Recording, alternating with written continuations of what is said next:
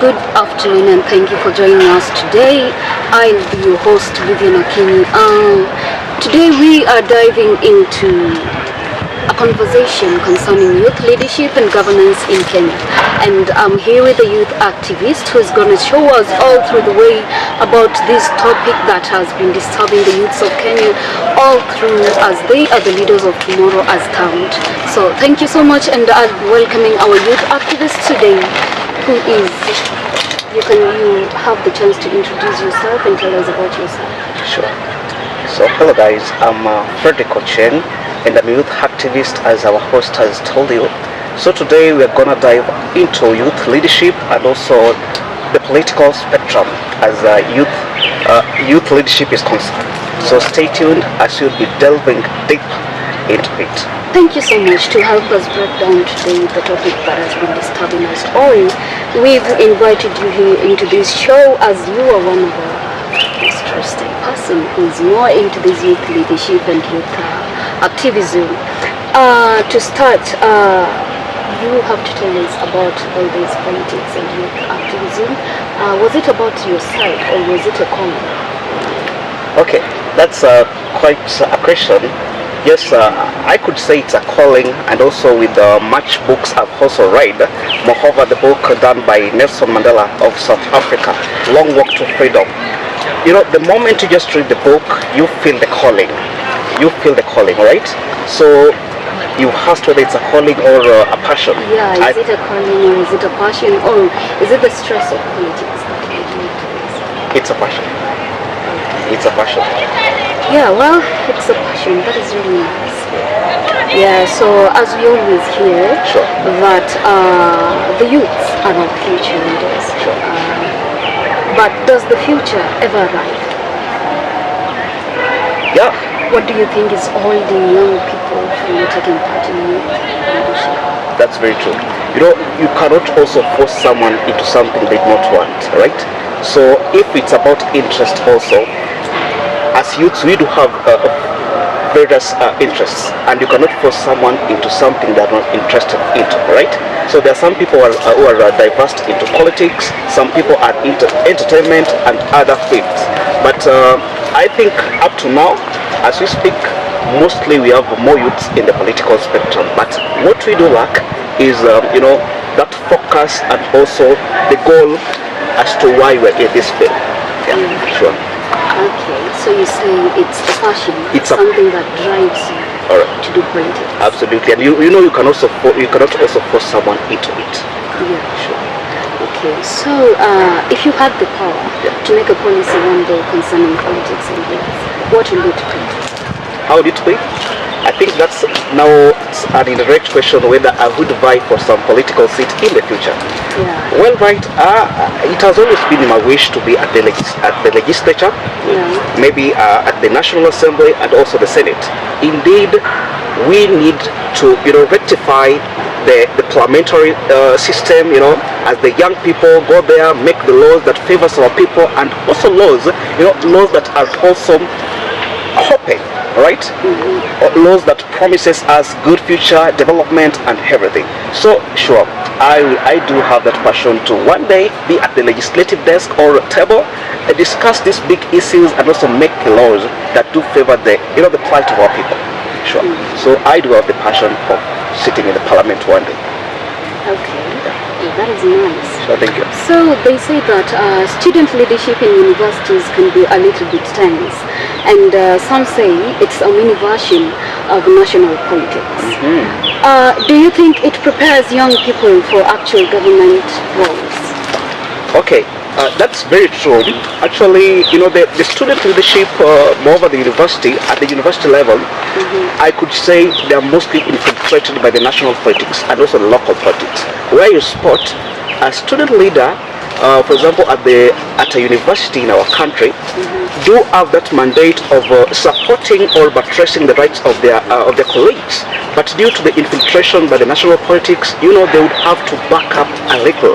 So let me say, the national politics do affect the student leadership politics. For example, the recent ones, as students we've been fighting about the new funding model. But our student leaders who are there at the top of the table, they've been quiet about it. Why? Because maybe they fear that if we do talk about it, what would that leader A, B, C, how would they take it?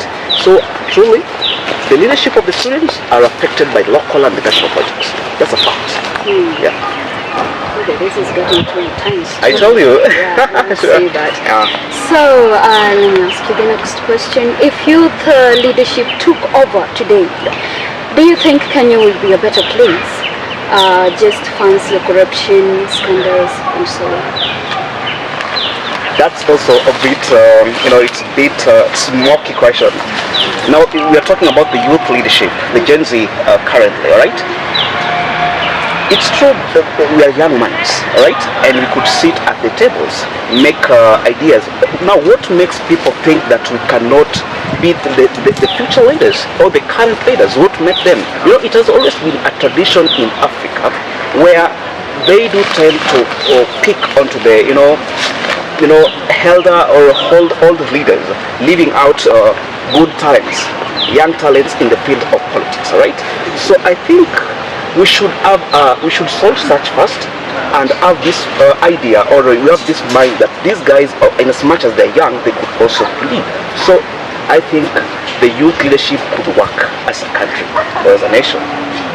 So your proposal, or maybe what you think is that if youth leadership took over internationally.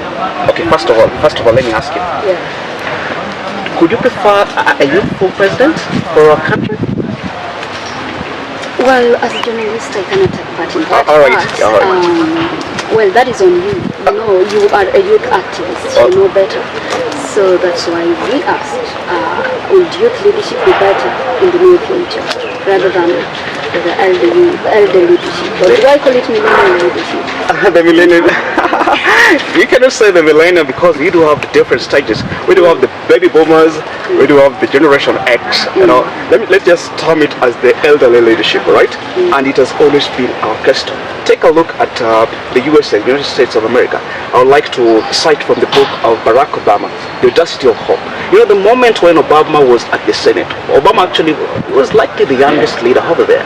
And, like he had the driving force. So first of all, as youths, we must have the driving force, right? Before we delve into this field of politics.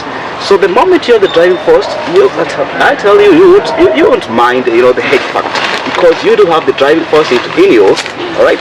So it is upon us as youths, all right, to have the driving force, to have the goal, the reason why you are delving into politics. And after that, all these aspects of age or whatsoever, they won't come into limelight. So indeed, we could have a youthful leader, a youthful senator, a youthful member of National Assembly, and a youthful president. What if in the coming election 2027 we'd have a youthful president? No, I'm not trying to cast aspersions here, but likely we might have. The country is not all about the youth. We have the elders, those elders to be. Sure. So actually, it is said that elders can see what the youths cannot see. So you're saying if youth leadership took the top, then the leadership will be much better and will not have corruption problems, neither scandals. All right. Issues such as scandal, corruption, guys, you also side with me here. There are constant issues that we cannot belabor onto only one generation. Now the elder generations, all right? I think it's all about management, all right? We could have a youthful leadership, or we could also have the elderly leadership. It depends with the management, right? So I cannot say cast aspersions that when we do have the youthful leadership, we won't have corruption, we won't have scandals. It depends with the management. But in as much as the elder leadership is important, I think youthful leadership is also very important. So it's upon us as the youthful leaders to delve into this thing, give it a shot. Sure. Yeah. So going to the corruption part. Sure. And its impact on youth leadership. Corruption is like that relative who refuses to leave. So it is always around, actually. So how does it affect young leaders trying to make a difference? First of all, there's this podcast I did on my social media platforms. I bet I would talk about them later.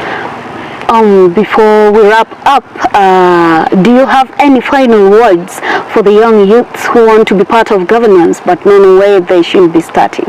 Yeah, sure. Just as always, I would always have something for you guys. So if you're into governance, you're into politics, leadership, start it right now. Watch your leaders at the legislative sector or the parliament, how they do it. Be confident enough, because in politics, by the way, you just don't be a sitting duck. You go for it. You show them what you got, Yes, you can.